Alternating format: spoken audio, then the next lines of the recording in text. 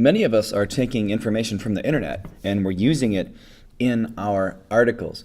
But as a teacher, one thing I see frequently is many of my students don't know how to paraphrase. They don't know how to take something from one source and to put it into their own words and phrases.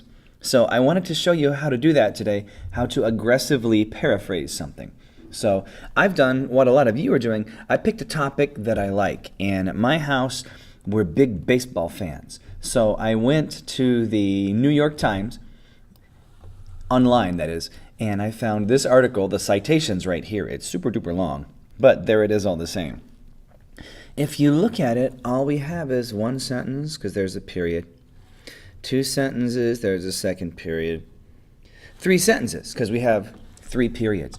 What I want to do is show you what paraphrasing isn't, and then what paraphrasing is. So let's look at the first sentence. For much of the 20th century, the Boston Red Sox were a symbol of frustration and pain for an entire region. What most of us would do is something like this.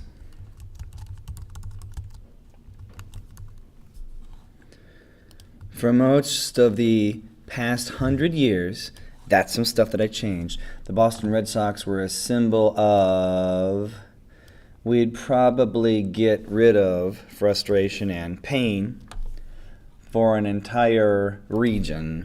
We'd change this to part of the country. So far the things I've read, the things I've changed are just in red right here. As popular as they were in their corner of the nation, either they were good enough to lose in agonizing fashion on baseball's grandest stage, or they were just plain bad. Okay, what is baseball's grandest stage?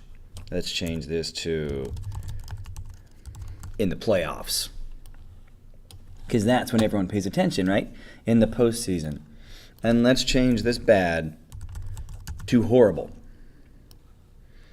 Now, a lot of my students would say that is a paraphrase. I would say it is not, because all of the black we kept word for word. One of my rules, actually my big rule when it comes to paraphrasing, is you can use no more than 4 words in a row from the original source. If you do, that's plagiarism, which is also known as cheating. The reason I'm so tough on this is because so many students are so lazy with this. It's like we don't give ourselves the time to think it out and really rewrite the stuff we're looking at. So I tell you what, I'm going to get rid of this part down here, and let's just paraphrase these 1-2 sentences, and I'll show you how I would totally rewrite this section. Don't get stuck on the idea that I can only use the words on the page. Ask yourself, what is the premise? What is the underlying meaning of what you're reading? What we're talking about is a team that went from being horrible to being really good. So I'm going to say that in a different way. This is a plain old sentence. We know because it has a period at the end of it. I'm going to change it to a question.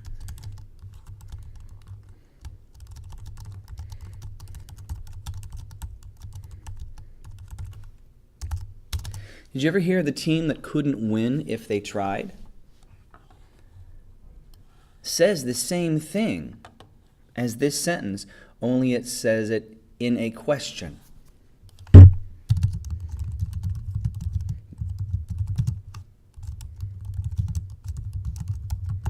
Yeah, did you ever hear the team that couldn't win if they tried? That used to be the Boston Red Sox.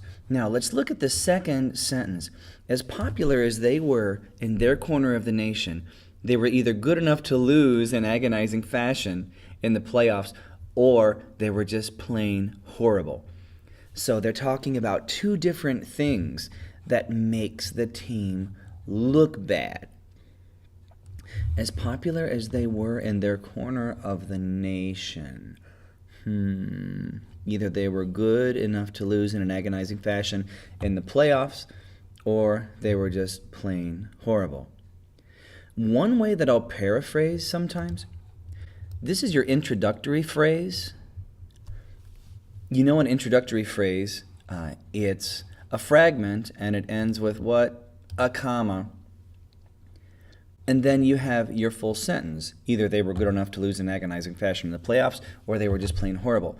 So if this is the first part of the sentence, and this is the second part of the sentence, let's do something crazy. Let's mix the two up. Let's put the second thing first, and let's put the first thing second.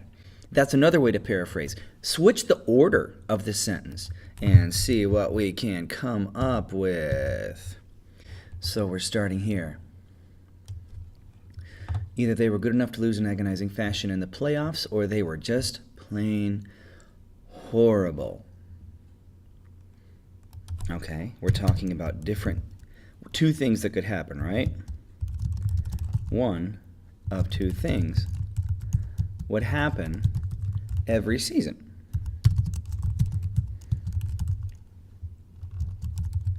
The team would blow it just when they had the chance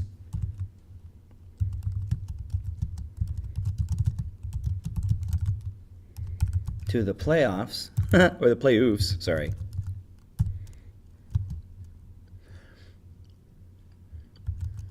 Or they would lose all season and it wouldn't make a difference anyway. We also talked about as popular as they were in their corner of the nation.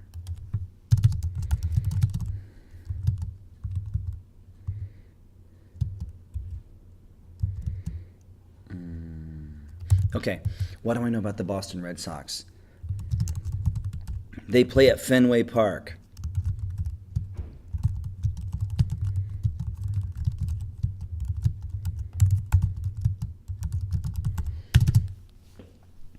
Here is my paraphrase of these two sentences.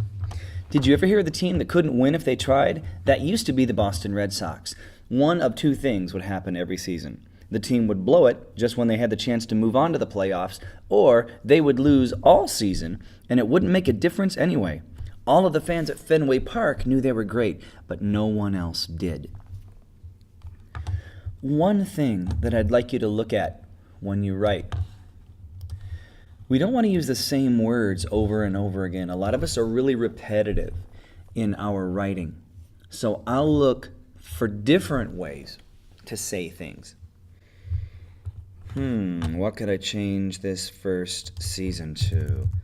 Why don't we change it to year? Yeah, that would be cool. And then I'll just turn my highlighting off.